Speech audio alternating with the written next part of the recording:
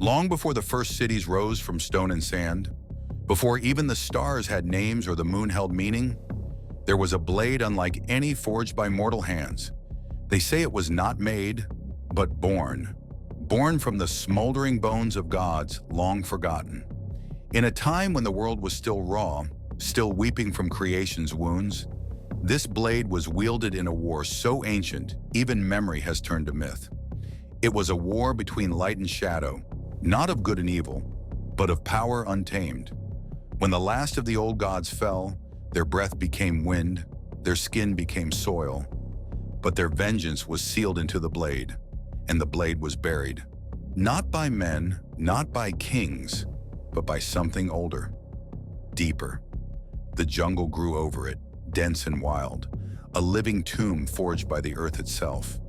Trees rose like guards, vines wove chains in silence, and storms cloaked the land for centuries. No map marked it, no voice dared speak of it. The blade waited, its purpose unfinished, its hunger undying. Some say the sword dreams beneath the roots, that it whispers to the earth when the moon is full, that the animals flee from its shadow, and those who come too close vanish. But time is forgetful, and men are greedy. Deep in the heart of this ancient jungle, something stirs. Footsteps disturb the soil. Satellites blink overhead. A discovery is near. And the sword remembers. In the spring of 2024, deep within a stretch of rainforest untouched by satellite mapping and known only to the local Korak tribes as the Green Silence, a small team of explorers stumbled upon something they could neither categorize nor explain. The expedition was led by Dr. Ayan Malik, a British-Pakistani archaeologist renowned for decoding pre-Mesopotamian symbols found near the Nile Delta. He wasn't looking for anything mythical, just layers of history buried in vines and rot. But what he found was something else entirely. It started with a rumor, whispers of stone monoliths appearing after a landslide. A child from a nearby village saw the stones glow beneath the moon. The villagers refused to go near them. They said the forest had begun to hum. Malik's team, armed with ground-penetrating radar and curiosity sharpened by academic rejection, pushed into the heart of the Korak Basin, one of the last truly uncharted regions on Earth. After a week of grueling travel, through monsoon-choked paths, insect swarms, and a haunting absence of wildlife, they arrived.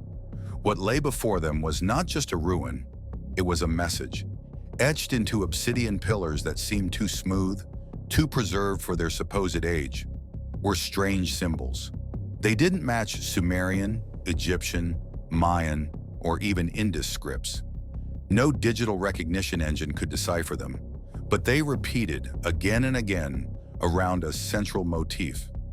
A hand holding a sword, its blade pointed downward, surrounded by flame, root, and water. Whatever this was, Malik later said in a hushed interview, it wasn't a temple, it was a warning. Ground scans beneath the site revealed something far more unsettling, a perfectly uniform magnetic disturbance, nearly 12 meters below the surface. It was dense, solid, and metallic. But when they tried to measure it, equipment failed. Compass needles spun, battery levels drained. Night fell too quickly, and the deeper they dug, the stranger things became. Team members reported hearing low-frequency tones. Some swore they heard voices, others dreamt of fire. Then came the carvings. One panel showed a man with hollow eyes walking into the jungle with a sword held high and never returning. Another depicted the jungle as a living force, closing in around the blade like a fist. The final image? A circle, broken, like a seal cracked open. That night, Malik wrote in his field journal, "This is no myth. The sword is here, and it's not waiting to be found. It's waiting to be freed." What followed next was captured on camera, though much was never released to the public. A power outage erased portions of footage. Local guides disappeared.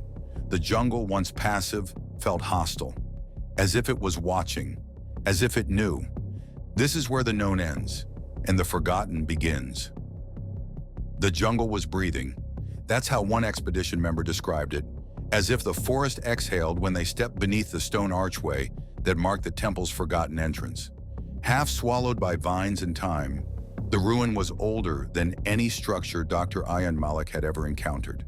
Its stones didn't match local geology, and the design bore no resemblance to any known civilization. The deeper they ventured, the less natural the world around them seemed. Inside, walls pulsed with carvings. Their edges hadn't eroded. In fact, they felt newly cut, like someone or something had maintained them. At the chamber's center stood an altar blackened with soot, and behind it, the most detailed carving of all, a lone figure clutching a sword. Flames licked upward from his feet, waves surged from behind him, and his face was blank.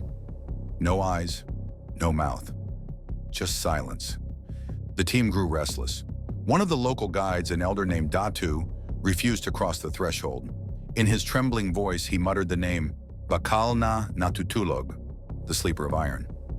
His grandfather had spoken of it once, a cursed blade buried in the earth that whispers in dreams and drives men mad with visions of war and gods long dead. The sword, he said, was alive, and it waited for one foolish enough to draw it. That night, 3 members of the team awoke screaming. Each had the same dream, a river of blood and a blade humming in the dark. None of them had spoken a word about the carvings to each other. Whatever lay beneath the temple was not just a relic, it was a prisoner, and now someone was opening the door. At first, it didn't make sense. The scans showed something solid, dense and magnetic, 12 meters beneath the temple floor. Dr. Malik thought it might be an iron vein, maybe some ancient ore deposit, but the readings were too perfect, too clean. Iron, yes, but not rusted, not decayed. After thousands of years underground, that was, impossible. They used a ground-penetrating radar system to map the shape. What came back sent a chill down everyone's spine. It was long, symmetrical, and flat, exactly the shape of a blade.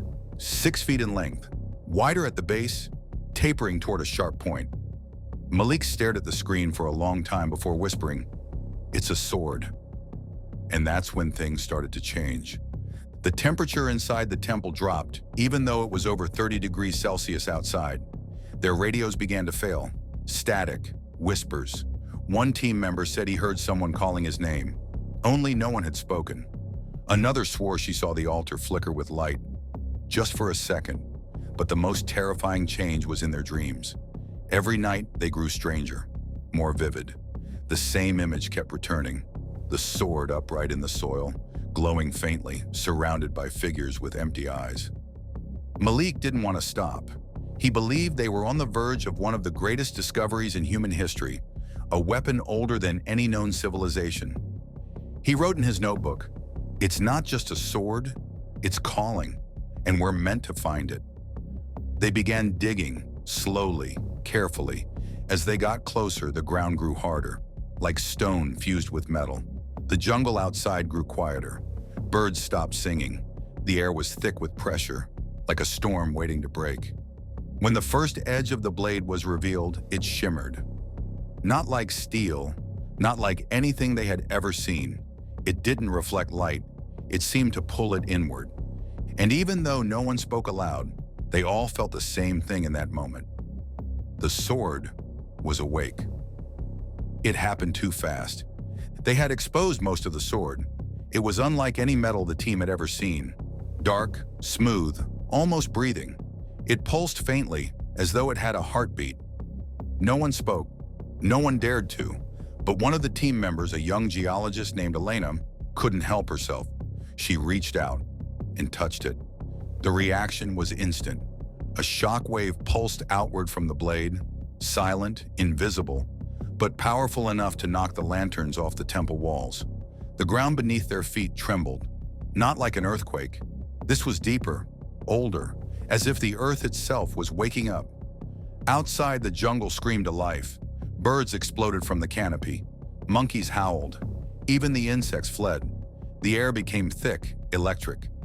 Then the visions began. Each of them saw it.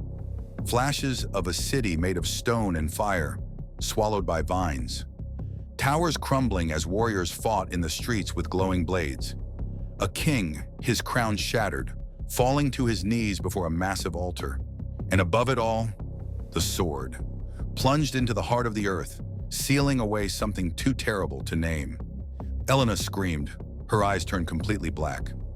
Malik rushed to her, but it was too late. She collapsed, whispering something in a language no one understood. The carvings around them changed. Right before their eyes, the symbols began to shift, glowing faintly in red. A new image appeared, a broken seal, a world on fire, and the blade rising again. Malik's voice shook as he spoke, almost unable to breathe. The sword, it wasn't just a weapon. He stared at the shifting walls, the trembling floor, the chaos erupting in the jungle beyond. It was a seal, and we had broken it. Suddenly, a sound like 1,000 voices whispering at once filled the chamber.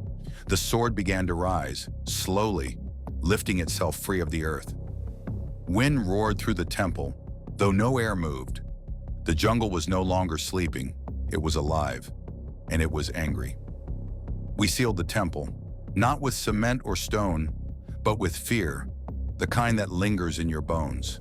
We documented what we could, but even the footage came out distorted, as if the jungle itself refused to be remembered. Elena never woke up. Her whisper, those final, cursed words, still echo in Malik's recordings. We've sent the data to experts, historians, linguists. No one can explain it, but the sword, it's still there, unclaimed, unmoved, resting in a chamber that feels less like a ruin and more like a wound in the world. And yet, it calls. Every night since returning, we dream of it, of that city in flames, of eyes that see through time. We brought back no treasure, only questions. Was the blade forged by gods, or to destroy them? What did it once seal away? And is it waking? We don't go back, not because we can't, but because we know better now. Some doors were never meant to be opened, and some blades should never be drawn. So if you ever find yourself deep in the Korak rainforest, and the wind suddenly dies and the trees go quiet, walk away before it whispers your name.